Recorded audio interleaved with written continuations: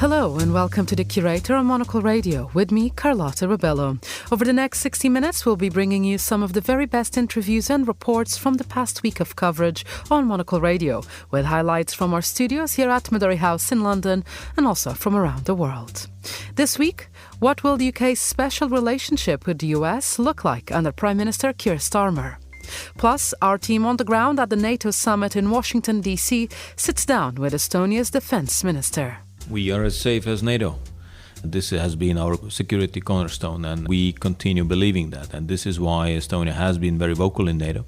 This is why we are saying that, yes, we will invest a lot into our own defense. Then, Monocle's Tom Edwards speaks with Apple's Vice President of Environment, Policy and Social Initiatives, Lisa Jackson. It's a team of people. You have to encourage collaboration, encourage honesty, and encourage a culture that allows people to challenge a decision and debate it, and then implement it. All that and much, much more, including a trip down the French Riviera. That's all ahead over the next hour here on The Curator with me, Carlotta Rebello.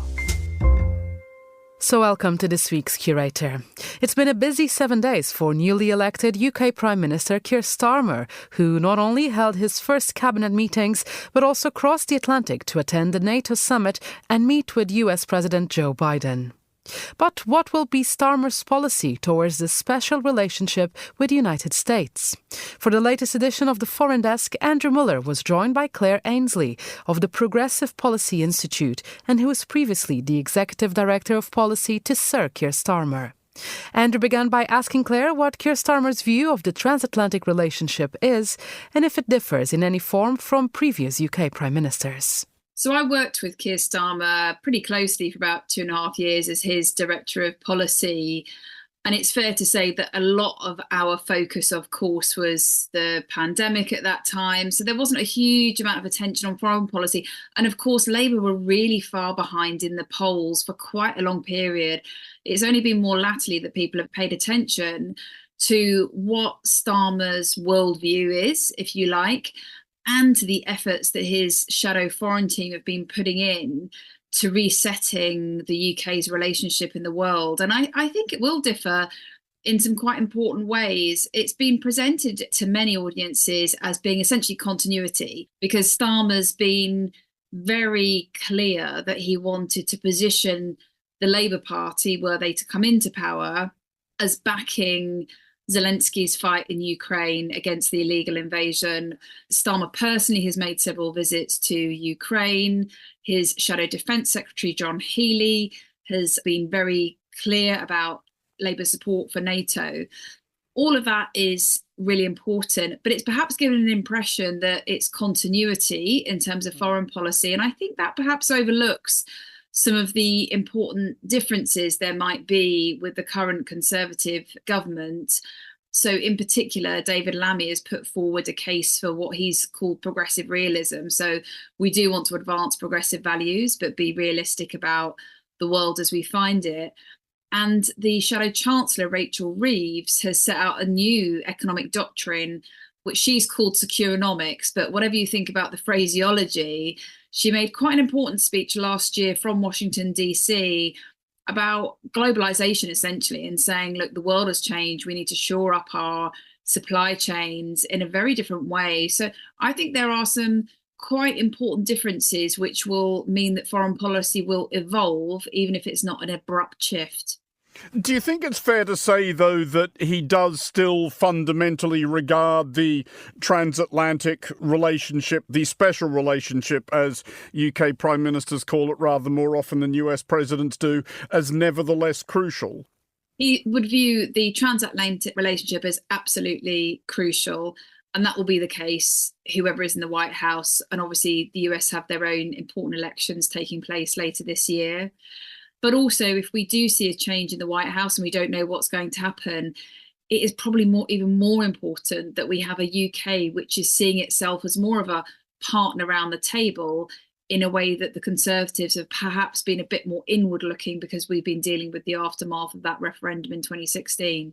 Looking specifically at the transatlantic relationship, though, in the near term, he has what would seem to be, for a Labour leader, an advantage in that there is a Democratic administration in the White House. Do you think that might interest the United States again a bit more in the relationship? Biden's attitude to the transatlantic relationship has seemed somewhat diffident compared to a few of his predecessors. Well, I think having a change at number 10 Downing Street will be, in the round, pretty helpful for the UK overall, because I think the US have been one of those nations which have experienced, as I say, this somewhat inward-looking government. And it's not the Conservatives don't value the transatlantic relationship. They absolutely do, as does the Labour Party. But they've been so embroiled in this kind of internal chaos, which is, we could do a whole separate programme on that, that it's meant that there has not been the investment and the forward-looking relationships built that there might have been. So setting aside the difference in parties for one moment, I don't think we should assume that just because there's Democrats in the White House and there's Conservatives being in the government in the UK, that you can't have a shared set of interests. Like, clearly on the Israel-Gaza conflict, there are deep and important relationships that stand there, and the UK's been pretty steadfast in its backing, certainly initially after the 7th of October attacks, and that has changed somewhat of late.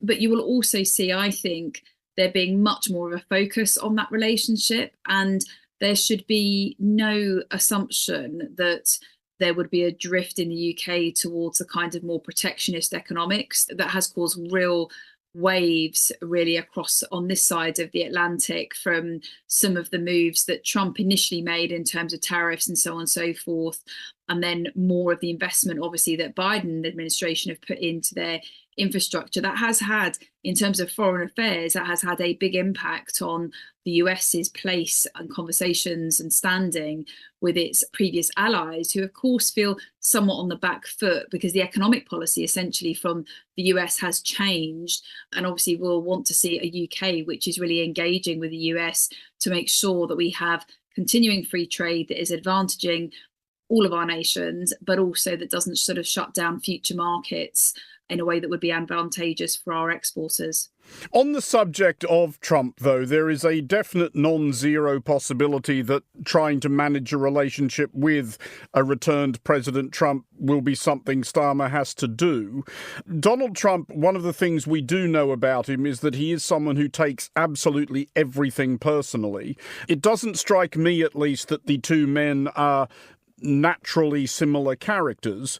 How do you think Starmer, knowing him as you do, would manage a relationship with someone like President Trump?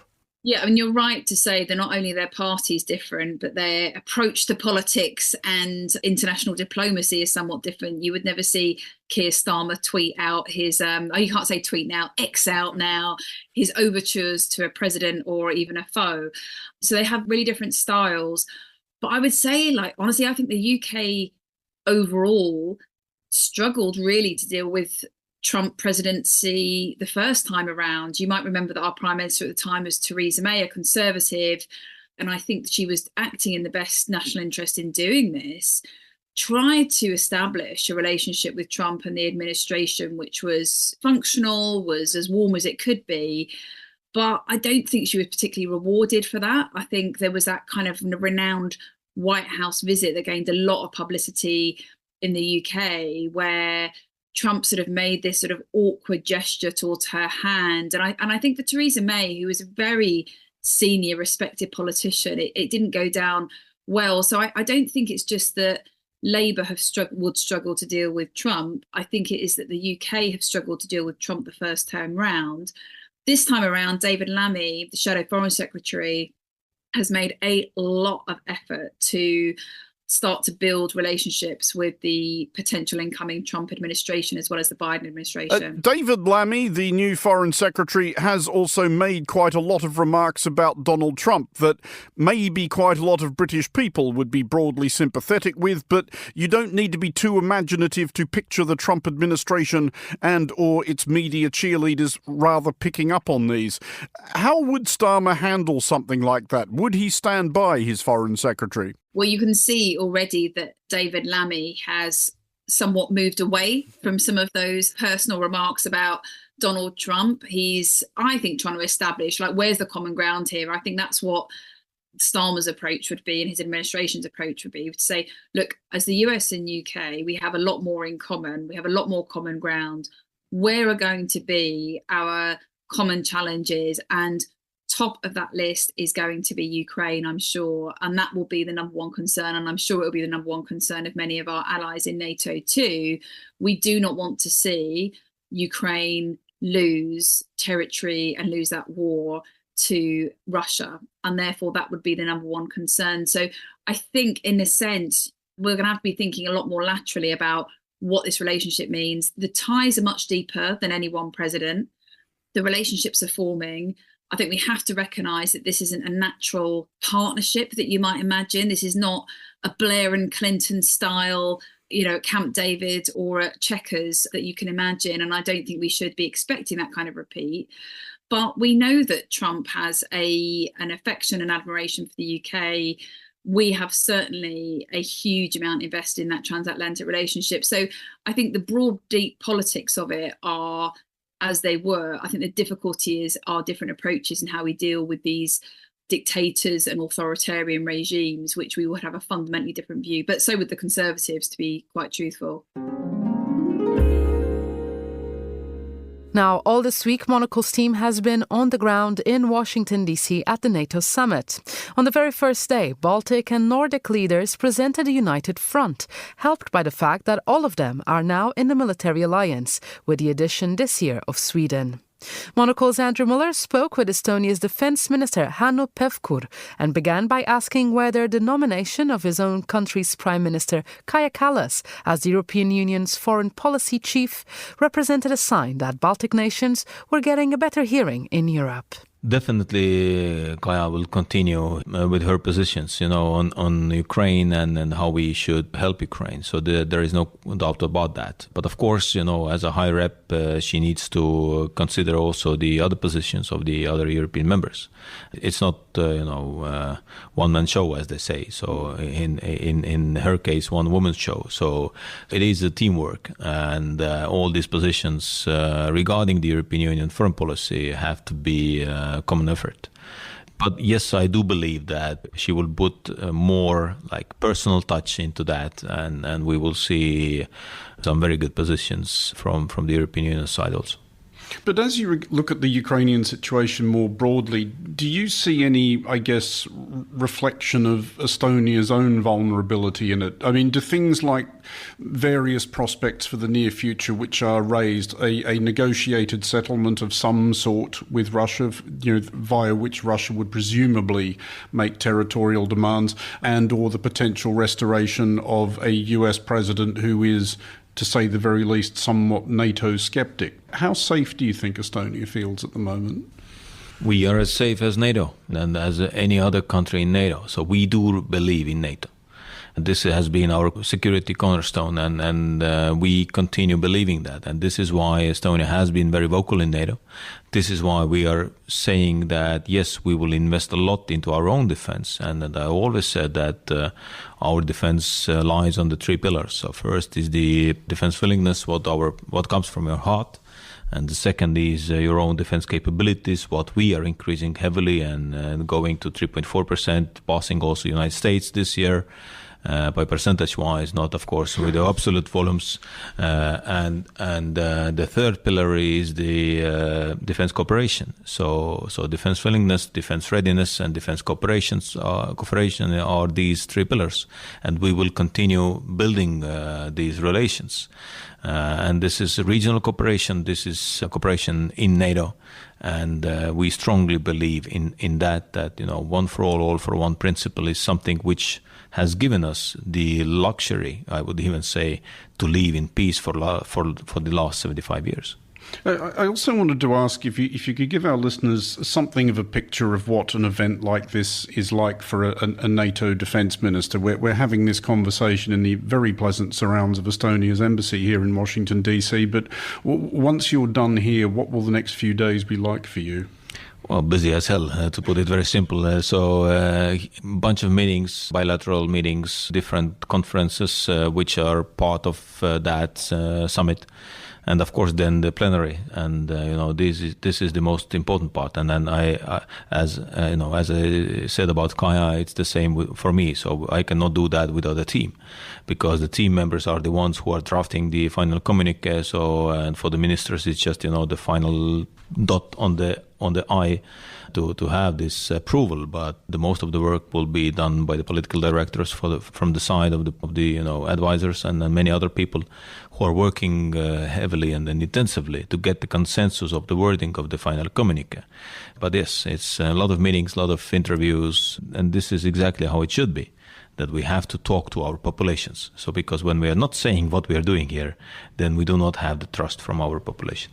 And on just finally, on I guess what is the fundamental question that's going to keep coming up, is there any division that you see within NATO over what an acceptable end to this war between Ukraine and Russia is? Because Ukraine obviously wants all of its territory back, its 1991 borders back.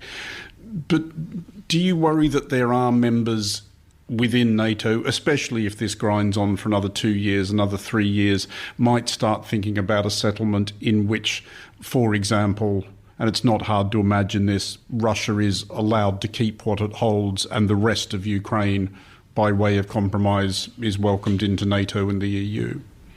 Well, of course, many, especially in the media, can speculate that what is the position of different countries. When I'm sitting together with my colleagues around the table, then I do not see that concern. I see that all of them want to achieve the same result with Ukrainians, that Ukraine will get back the territories. Even Hungary? Well, they are not saying that we should give some territories to Russia.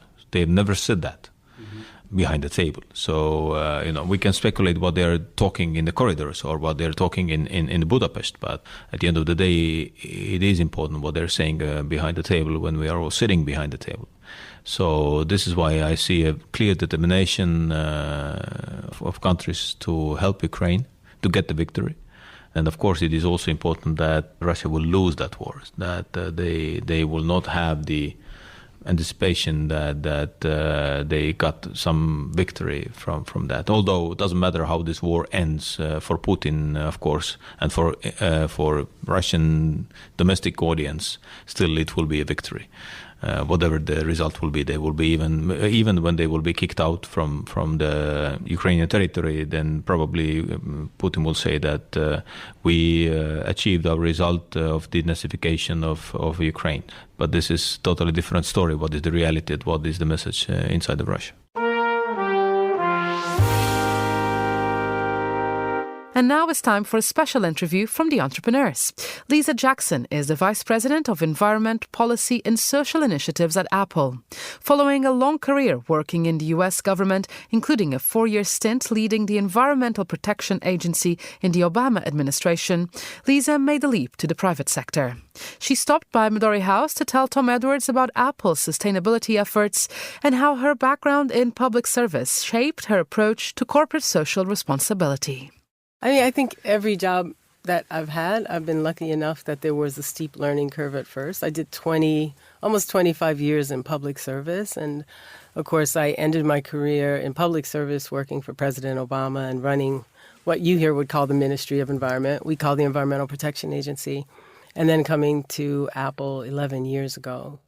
I think the crossover for me is that public service really taught me. My first jobs were in waste cleanup. So I would have to go into communities and see people who, their homes or the school was contaminated and have to help them get from where they were to a place of comfort and feeling safe and healthy. So I carried that forward because I think with Apple at the end of the day, we're a consumer products company, and individuals, homeowners, people buy us and use our products in their everyday life, at work, at school, at home. And so you have to keep that customer first in your mind. So with everything we do, in addition to all these wonderful corporate initiatives, at the end of the day is sort of this focus on people and how our environmental programs help people or how our work touches people at the end of the day. Well, let's talk a little bit then about what that looks like. As you said, a decade and change in. Often I think we often hear from new appointments quite early in the process when there's often lots of good intention. But presumably you're at a point now where you can really point out some significant benchmarks that you've achieved on the way and use those to demonstrate to your consumers and to the wider world exactly what the delivery of these ideas looks like. Maybe unpack something like that for us, Lisa. Is there an initiative already of which you're most proud, perhaps, that really shines a spotlight on how you want to be prosecuting this work? Yeah. I think, I'm an engineer by training, and that's another really fun thing about being at Apple, because a difference is in the public sector, your job is to implement these big regulations and enforce them and make sure people play by the rules. At Apple, it's about innovating a different future. And so when I first got to Apple, we decided to really focus our work, very consistent with Apple's motto of focus and simplify. So we focus on climate change, and we focus on the impact of our company and our suppliers on climate change. So let's talk about our company. Since 2018, we've run on 100% renewable energy all across the company. So every store, every office, every data center, that's an Apple data center, those are all running on renewable energy, because that's our first goal here, is to make sure our footprint is zero and is that we are carbon neutral, if you will. And then to move on to our suppliers. We have hundreds and hundreds and hundreds of suppliers, but 320 of them so far have committed to use only renewable energy when they're manufacturing Apple products. That's 16 gigawatts of clean energy that has to come onto grids, new energy, in order to support our manufacturers. In fact, Apple as a company has been carbon neutral since 2020. We've run on clean energy since 2018. And so looking forward, by 2030, we want all of our suppliers to do exactly what we do, run on clean energy for their Apple production. And we want every time one of our users plugs in our product, there's clean energy being added to the grid to cover her or his energy loads. So even charging your product is carbon free. Lisa, and what about, not naysayers, but people who say, well, look, this is easy for Lisa to say because she can have a meeting with Tim, and then these are people who have serious levers that they can maneuver, and that can make a quantifiable, measurable impact globally almost instantly, because there's serious buy-in. This is a business that has tremendous power globally, not just in its deeds, but in its messaging. If you're, running a mum and pop shop or a little SME, and you say, well, I don't have a seat at this table, I can't make a difference that makes this kind of impact. Why should we challenge that narrative? And does it come back to that, these old mantras that even the long journey starts with just a small step? How do you ensure that people who might think they're not a stakeholder in this game, that they still must get involved? Yeah, if you lead a business, in some ways, it feels like the journey inside Apple was very much the building of something from the beginning, or from a very small kernel into what our environmental programs are now. And it really started with leadership, with Tim saying, this is a value that I want this company to have. Sometimes the most important thing an entrepreneur can do is bake it in the beginning. When you're interviewing, when you're hiring, when you're purchasing, starting to make small decisions that show that this is actually a reflection of something I care deeply about. It doesn't mean that tomorrow your business is going to be carbon neutral and all of a sudden there's clean energy on the grid. Hopefully Apple's helping with that by investing in more sources of clean energy so the grid is slowly getting greener. I think what you'll find, as we found at Apple, is this is a rallying point for employees. I have people come to me with ideas now. I don't sit in my office and spin up the next innovation. The engineers, the designers, they come and say, why can't we do this? And that's where you want to get. Just on that point, you mentioned the E word, entrepreneurialism, and I did want to ask you about this again. If we go right back to where we started, the move from public to the private sector, I think people can hear your entrepreneurial zeal. But if you're working in a business like Apple, can you really bring an entrepreneur's mindset? And obviously, as you mentioned Tim, you report to the CEO. Tell us a bit about how you can train an entrepreneurial lens, even within a big, complex, and I'm sure occasionally unwieldy machine like Apple, and how you bring that into your relationship with Tim. Tim has, from day one, treated me as of course, an equal, but a thought partner, an advisor. And I have great appreciation for that, because as a woman, it is still, as a Black woman, I think it's still too rare, unfortunately, in society today. But that aside, look, I think that Apple has this culture of challenging and debating. I cannot tell you how many times we measure before we cut. And I don't want to speak for the whole company. I'm not Tim, but I can tell you we feel that way in the environment program. There is not an initiative we have that doesn't have to go through dozens and dozens of pairs of eyes and brains before we feel like it's something that we can say, this looks like something we can put our hands around. Because there's equities all over, and that does come from the public sector. You can, in the public sector, sit in a vacuum and make a decision that you think is right if you haven't looked at all the equities that are going to fall as a result, in place as a result of your decision.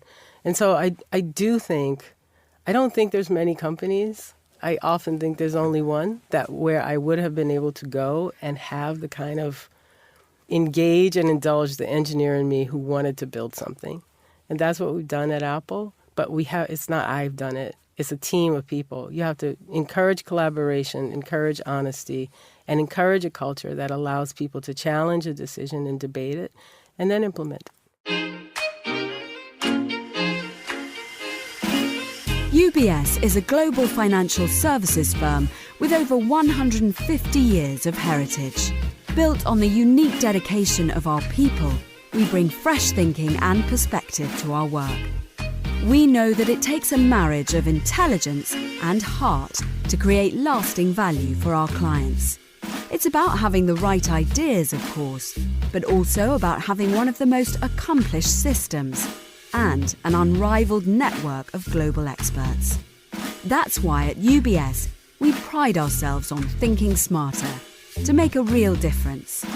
Tune in to The Bulletin with UBS every week for the latest insights and opinions from UBS all around the world.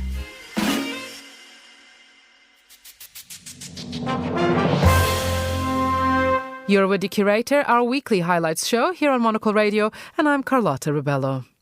Now, as you've heard so far, the UK has a brand new Prime Minister, and while at the end of the week he was busy representing the country abroad, he started it at home, meeting with officials, ministers and other authorities. Among them were the country's mayors, who posed for a photograph outside number 10 Downing Street before being welcomed by the new Prime Minister into the Cabinet Office. For many of those invited, this was a first. Sir Keir's predecessor had hardly met any of them. So what does his premiership mean for the role of cities in the UK? Kat Hanna is an urban affairs commentator and the co-managing director for London at Avison Young, and she joined Emma Nelson earlier with more. I think the selfies really tell the story. Lots of happy, smiling faces. Like you said, I think a feeling of actually quite how far we've come in terms of the significance of this collection of urban leaders being brought together. But also, again, I think, recognising actually how much there is to do as well. And so I think whilst there are obviously lots of smiles, I'm sure there would have been some pretty serious discussion just about what really a lot of these leaders have on their to-do list. Indeed, because the role of the elected mayor in the United Kingdom has partial devolution, doesn't it? And there has been this struggle between number 10 and major locations across the UK about how much power can be wielded by whom. Absolutely. And you make a really important point that, devolution is very much an evolving process here in the United Kingdom, and then specifically in terms of in England and to the cities and regions in the UK as well. And the starting point we had, really is one of a heavily centralised state in the UK, and particularly England, and also the dominance of London. And often then when you look at things like productivity and also levels of investment, a pretty large gap, especially when you look at other countries, between London as a kind of leading city and our other regional cities. So that's a little bit just around the starting point.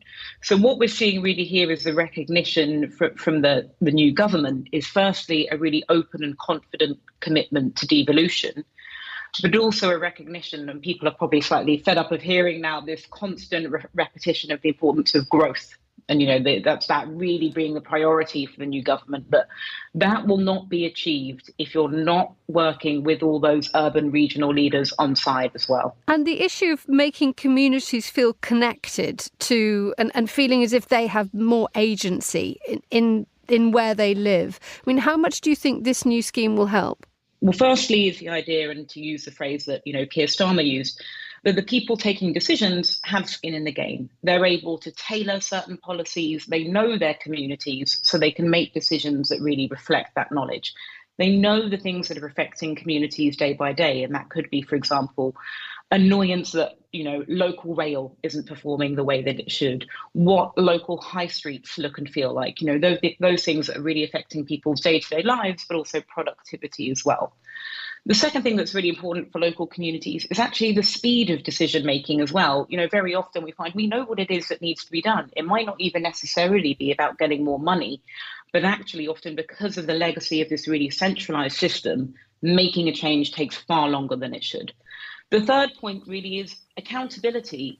One really clear thing about mayors is you do have that visible sense of leadership. If things are working or things aren't working, you've got that clearer sense of actually, well, who's really responsible for some of this? And also, how can we engage with them, both positively and sometimes negatively, maybe when things haven't gone your way as well? How much do you think that this could solve the age-old problem of having one party running local governments and another party running the country as a whole? I mean, we now have a sort of a levelling out of the playing field insofar as Labour is now in power in number 10, and an awful lot of the elected mayors around the UK are Labour as well. But there is that concentration or that problem occasionally that some parties or some mayors want to keep it political, and others, such as I'm thinking of the mayor in the Northwest, Andy Burnham, who talks about politics of place and not of party. Yes, and I think that is an important point made by Andy Burnham, which is, by and large, a lot of these mayors, a lot of these regional leaders do tend to be pretty pragmatic. They are much more driven by what is it going to take to deliver for their local areas, rather than necessarily always towing the party line. So again, we've seen enough actually sometimes tensions between leaders at a sub-regional level and actually at a national level, as much as we do of those of different political parties. I think the other piece worth highlighting as well is actually, look, this is the first time in a while we've had this degree of alignment. In London, for example, it was 2006 was the last time I think we had a mayor, a national government and the majority of boroughs politically of the same party. We have got one Conservative in this group of the kind of nations and regions. But actually, even this Conservative, Ben Houchen himself, was actually really quite positive about being brought round the table in the way that was done yesterday, and the feeling that there is a direct line into national government. So I think, look, there's definitely a feeling that alignment is going to be helpful. You're going to have tailwinds that will have everyone ideally pulling in the same direction. But it actually also just means having a maturity of relationship, which ideally does cross those political divides. And the indication that we've seen yesterday is that it will, where those leaders can pick up the phone to one another and can have the conversations they need to have in order to meet these shared goals of increased productivity, better quality of life, delivering on housing, transport, and so on. Whether you're at the doctor's office, driving on the road, or navigating a new city, symbols are everywhere, aiding you by instructing, protecting, and perhaps even entertaining you, all thanks to the use of simple shapes and a dash of colour. These signs are the subject of an exhibition at the Cooper Hewitt Smithsonian Design Museum in New York City. Let's hear now from their associate curator, Emily Orr, who shares why these communication tools are so important, how they've changed over time, and why one particular book published over 50 years ago is still relevant today. There are many reasons that we use symbols. Symbols can often convey messages much more quickly or more precisely than written or spoken language. A great example of this is maybe a dashboard on a vehicle, where you have symbols that are made up of a compact arrangement of line, color, and form that can send critical messages to the user of that vehicle to keep them safe. And these symbols can be readable in an instant. Oil temperature, windshield wipers even. Symbols are able to communicate so much while only taking up a small footprint on a button, the surface of a lever, or the surface of a screen. There are many ways that we can look at success in symbol design. Graphically speaking, color and form carry meaning and can be combined in compelling ways. A red stop sign. Red often indicates a warning. We can look at that octagonal shape and its sharp edges that are making us pause. Lines on a roadway. A double line meaning do not cross, or a dotted line meaning that vehicles can pass freely. These symbols can be understood globally and are precise and clear for the user. The exhibition Give Me a Sign, The Language of Symbols marks the 50th anniversary of a groundbreaking publication called The Symbol Sourcebook, an authoritative guide to international graphic symbols. The Symbol Sourcebook was the culmination of years of research into the significance of symbols in almost every discipline. It includes over 3,000 symbols, traffic signs, Olympic sports symbols, musical notations, and astrological signs. The book project was overseen by Henry Dreyfuss and his office. This team understood really well how symbols functioned for people. For decades, they had been placing symbols in many contexts where we now take them for granted. Airplanes, cameras, telephones, tractors. And through this successful implementation of symbols, Dreyfuss emphasized how effectively symbols can be used as universal instructions. He wanted to compile a manual as a guide, but also to be a tool for the creation of new symbols. This project all came together during the jet age in the United States, when people and goods and ideas were flowing more freely than ever before, internationally and across the country. He saw symbols as a great key to worldwide communication. The Symbol Sourcebook was an intensely collaborative project. The Dreyfuss team, as well as the publisher, McGraw-Hill, sent out a questionnaire called Our Search for Symbols that solicited thousands of designs from people all over the world. Doctors, artists, traffic control professionals, farmers, mathematicians, you name it. This questionnaire solicited symbol suggestions, but also posed symbol challenges. One of my favorites is designing a symbol for push and pull. Such a simple motion that we all need and require on a daily basis, but don't necessarily still have a uniform design for. Our archive contains symbol designs that were submitted for push and pull from users of all ages and backgrounds. All kinds of suggestions, arrows, hands, curious shapes. We even have a few designs by an 11-year-old child who submitted pushing a wheelbarrow and pulling a sleigh. There are so many symbol ideas that need to be taken into consideration, and how do you choose the best example to make it into the Symbol Sourcebook? Henry Dreyfuss and his team never considered that the Symbol Sourcebook would be the final say on symbols. They saw the project as living on and needing to be added to over time. Although it was published over 50 years ago, the Symbol Sourcebook is still used by designers today.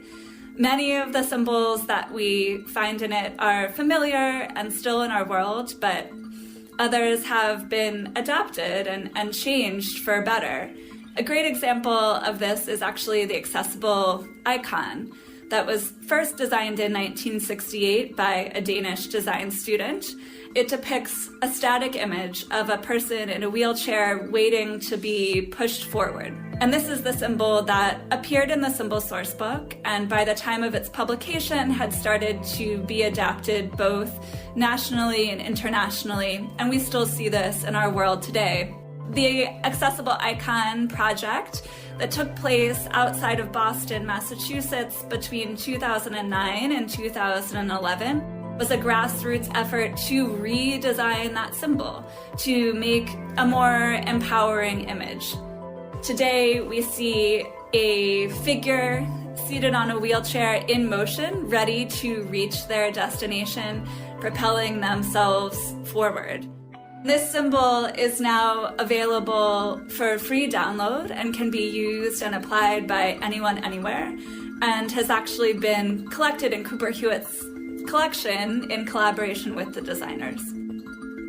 Symbols can communicate in so many different formats, and that's one of the things that makes them so powerful.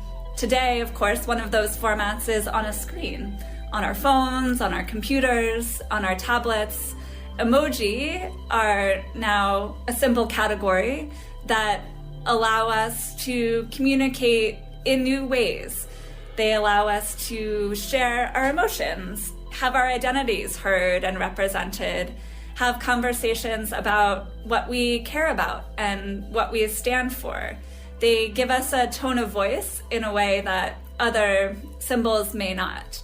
Emoji have transformed our online communication by instantly being able to convey these details and also expand to represent a diversity of perspectives, opinions, and identities. Symbol design also needs to change to accommodate the needs of new users, new communities, and new contexts. So we're always creating new symbols for that reason.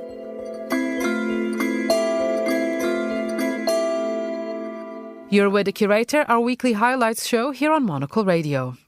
Few ingredients command as visceral a response on how best to prepare or enjoy them as steak. It's comforting and familiar, but it also carries a sense of occasion. Tim Hayward has spent much of life cooking and writing about food, but for his latest book, aptly and simply titled Steak, he decided to delve into all of the cultural connotations, technicalities and tips surrounding this particular favourite of his. Monocle's Chiara Rimella sat down with him in the studio to get the lowdown on cuts, marbling and sizzling and how he likes his steak done. It's a weird thing. I mean, I've always loved it. It's always been there. It's always been sort of part of my life. But the reason I started the book was I just thought there's so many ways it's been part of my life, and it's part of everybody's. And most people just think it's kind of a sort of a daft luxury thing, and, you know, blokes will spend stupid amounts of money on it and more sensible people won't. But actually, you know, I remember as a kid, Mum getting, you know, sort of one steak from the freezer store because Dad had a good week at work. And then, you know, we didn't get the steak, but he did. And it was kind of little things like that you remember from your own life. And then I realised that, you know, some of my earliest, happiest memories in restaurants had been in steakhouses. And then I thought, actually, steakhouses, they're not sort of posh and poncy. They're weirdly democratic. And then when I started going down that rabbit hole and I realised the incredible history of how they were done, the New York steakhouses in the sort of 1890s where initially they didn't allow women, which was rather daft, but they did have a thing whereby upper-class men, really wealthy men, would actually be able to rub shoulders with very poor men, and they just sort of sit there and eat these things together, and it became democratic. Then they invited women in the 1920s, and there was a great deal of complaint because the women brought terrible things like cocktails. Oh, God. Look at us. I love that so much. It's so, because for me, the martini is the perfect thing for when it's your steak. I just thought, my God, how can you possibly have happened? It's lovely. So there's so much there. And I guess having worked as a cook in various incarnations, I think the other thing is it's one of our highest luxury foods that's the simplest to cook. I mean, in most steak restaurants, you don't know the name of the chef. There's a grill person back there. And, you know, they're doing very classic, very simple, very beautiful things over and over again and doing them very well. And we love it. There's nobody who doesn't want to sort of go there and do it. I think it's very interesting, the idea of the symbolic value of it and the status that's associated with it. You rightly say that steakhouses are quite democratic places. I think that actually a steak and chips in a good steakhouse is probably one of the cheapest meals you can have in Soho these days, in many ways. Yeah. And when I was doing the book, I worked quite closely with the guys at Hawksmoor, which is one of my favourite steakhouses anywhere. And it was such a weird discovery that they're very much wired the same way. I couldn't believe that two guys wanting to open a successful restaurant in modern metropolitan London, why would you do a steakhouse? And of course, the more you think about it, it's exactly what you want. It's eternal. It's timeless. It's a wonderful thing. And they are. It's still a great business model. It's interesting that, as you say, in some respects, it's one of the simplest things to cook. But then is it? Because people are so particular about it. And there are people who will be very proud of the fact that they can cook an amazing steak. And there are so many rules about it, as we clearly find out in the book, because you set out quite specific instructions. Yeah. So where do you think is the balance between it being a very complicated and a very simple thing to cook at the same time? I think it's very much like wine. When you're in France and you go to a local restaurant there and you have great food, often the wine is... You ask questions about it, and they don't, we don't know. It's the local red. It's great. It's what you do. We build so much of our own individual drama around the things we consume, and we love doing it, and we love having that stuff. So cooking a beautiful steak isn't really complicated at all. You buy a good one, and what you really do is sort of heat it up to the right sort of amount and then put some salt on it and eat it. But you and I could talk for hours over dinner about how you like steak and what your particular preferences are. And it's the fact you have the preferences that's important, not what's right and what's wrong. We're not going to agree. And why should we? We're having an amazing conversation. And that's how it ends up saying so much about ourselves in terms of class and culture and history and so on. And that's the beautiful part of it for me. Well, this obviously begs the question then, what is your favourite kind of steak? How do you like yours cooked? It's like saying, what's your favourite child? You can't possibly answer that one. No, I like ribeye because there's a thing that a lot of chefs and cooks will tell you about. You know that little bit on the chicken, just at the bottom of the thigh where it joins the spine? It's called the oyster. And the French have a name for it, which I won't even attempt to pronounce, but it actually translates as the idiot leaves this. It's the secret thing. It's called the oyster, and it's cooked as the chicken is roasted. It's sort of roasted in its own fat. And it's a delicious thing all by itself. 2 teaspoons of meat. And if you know your stuff, that's what you go for. And I think the fat in the middle of a ribeye, the eye, it's not intermuscular fat. It's not intramuscular fat. It's a different kind of fat altogether. And I think if we were like the Japanese, we'd actually cut that out, cook it singly and subtly on a tiny, tiny porcelain plate and charge about 9 million quid for it. It's just that it's a perfect, sublime texture, taste, everything about it. And that's not even the meat. That's the bit some people would chuck away. But that's beautiful. It's a lovely, lovely thing. And finally, only a few things can be equated with summer, such as the French Riviera. And hardly any other hotel embodies all the longings we associate with it, like Hotel du Cap Eden Rock at Cap d'Antibes. Situated just down the beach from Cannes, the storied hotel was originally conceived as a writer's retreat before becoming the summertime playpen of international connoisseurs and intellectuals. Marc Chagall sketched at the poolside, Picasso drew the restaurant's menu, Ernest Hemingway and Ezra Pound were regulars in its sun-drenched bars, so were a honeymooning Elizabeth Taylor and Richard Burton. For Comfort Corner, Miriam Zumbul visited the glamorous, old-fashioned icon and reported back. The morning starts with soft sunlight on my pillow and the gentle breeze that blows through the open window at Hotel du Cap Eden Rock. The sea outside of the hotel is milky blue this morning and merges almost seamlessly into the cloudless sky. I swiftly change into a summer dress for a stroll on my way to breakfast along La Grande Allée, a 180-metre boulevard that leads down to the sea, framed by the huge pine trees of the hotel park. The aroma of the 150-year-old wisteria, the rose garden and fragrant jasmine fill the air. This combination of verdant and symmetry that ends in the double blue of sky and sea is certainly one of the most beautiful views in the world. Valérie Müller is with me. She's the director of communications here, and after almost 20 years, she's still fascinated every day about the plethora of colors. It's true, you never get bored. When you look at the blue with the argent on the waves, with the mountains behind, the Lérins Islands and the blue sky, it's something wow. Even myself, every day, even if I see it every day, I say, wow, what a chance we have to see that landscape. Most of the time is blue, and then when you have a cloudy day like today, then the sea is grey, the sky is grey, the clouds are there, and There is an ambience like an apesanteur. It's very calm. So it takes you to a calmer day. The Austrian writer Stefan Zweig spent time here in 1931 and noted in the guest book, thankful for the sky, landscape and silence around this blessed house. Bright blue water, the sea breeze and fragrant pine trees may also be found elsewhere in southern Europe, but only here on the Côte d'Azur can you find the density of stories and the artists who have immortalized them so incredibly high. Hardly any other coastline has attracted so many people from the worlds of politics, literature, fashion, film and music. All of them found their way to Hotel du Cap Edenrock. This place is steeped in history. The intellectuals used to come not only to do the parties, to do some parties and enjoy the time. Some of them were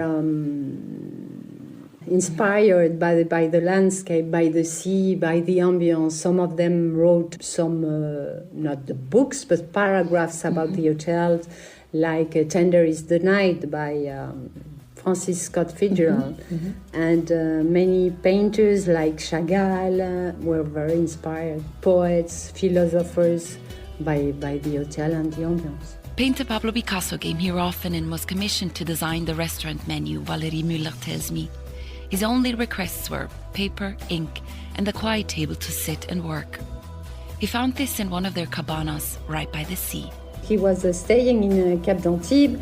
He was friends with all these intellectuals staying at the hotel, and he used to come in Cabana 509 and spend the day there and make some drawings. By the way, in some of the museums you can find a letterhead of the hotel with a drawing of Picasso. If you see this one, for example, is from 1923, and here is the bill of Mr. Picasso from the restaurant in the same year. So he used to do many drawings on letterhead or on some menus. It's interesting, what, lunch? Was that 12 16? Francs, 12 francs, which was nothing at the time, but it was in 1923, can you imagine? Speaking of lunch, the salade niçoise, and I say this after extensive personal research, at the Restaurant The Grill is the dish of a lifetime. And when I jumped from the diving board right outside the restaurant into the sea after lunch, I thought for a moment that there was nothing better in life. It's the simple pleasures, even in this epitome of luxury and class. But maybe this also has something to do with the owner's fine restraint. The hotel has belonged to the German Oetker family since the early 1970s. Known for selling baking ingredients, Rudolf and Maja Oetker first saw the hotel from afar in 1964 when they were sailing on the Côte d'Azur. While the hotel looks like a classic chateau and has an aura of elegance and desirability with its sweeping allées, it doesn't feel French. The staff here are so attentive and friendly, you could almost forget you're in France. Valérie Müller tells me about their philosophy of hospitality, its humility and joy.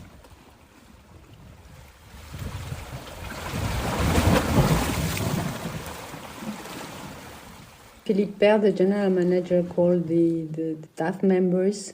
We are 540 staff members. He called them artisans of paradise because the place is a paradise. So we call it as well La Grande Dame. Hotel du Cap is La Grande Dame because of her age and her beauty and her classy elegance. Artisans because we are all artisans. In each of in all the departments, we are all doing something very important, and it's like a chain. If you break the chain, you cannot achieve the goal and to please the guest, and the guests need to feel like home. It's like the second home for them. So we need to be close to them, but not too much. There is a barrier to respect, and this is an art. So artisans is the right word, I think. You use the word chain. When I came here, it felt like, actually, yes, it felt like coming home. I've never met these people, but they were so friendly and fun. I mean, very friendly and welcoming. And I came to the room and there was like a club sandwich, as if they have sensed that I still have a hunger because I traveled late. Do you also feel like you're part of a family here? Oh, yes, of course. thanks God, that's why we do this job, because it's a family. We wake up every morning and happy to come here and spend hours and please the guest. And we say as well, servir. That's a sentence from our general manager. Servir, c'est donner. So to serve is to donate. So all of us donate something. And then tells me about her favorite place on the spacious hotel grounds. It's small, but magical. I would say the cabana. You have privacy, you are on your own, you can meditate. You are facing the infinity. It's, wow, so you are in another world. It's like if the time has stopped. So it's magic. And as I sit in the shade of a cabana, I have the sea horizon as my constant companion with its ever-changing and brilliant shades of blue. Tall and irresistible, sometimes cheerful, sometimes bad-tempered, it doesn't feel so much like a natural phenomenon as a person. Indeed, after 2 days, it's more like a good friend. When the painter Claude Monet was at the Côte d'Azur in 1888 and painted 36 pictures within a short space of time, he said of this horizon, "You're so drenched in azure blue here that it almost scares you." The blue is indeed radical. It outshines everything and leaves no alternative.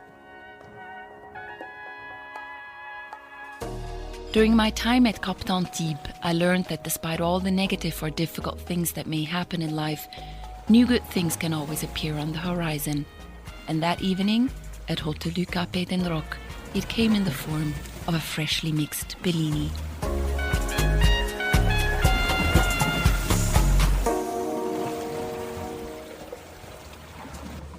Well, and that's all we've got time for on this week's edition of The Curator. The show was produced by Sam MP and presented by me, Carlotta Ribello. Join us again next week to hear some of the very best of the programmes across Monocle Radio. Goodbye and thanks for listening.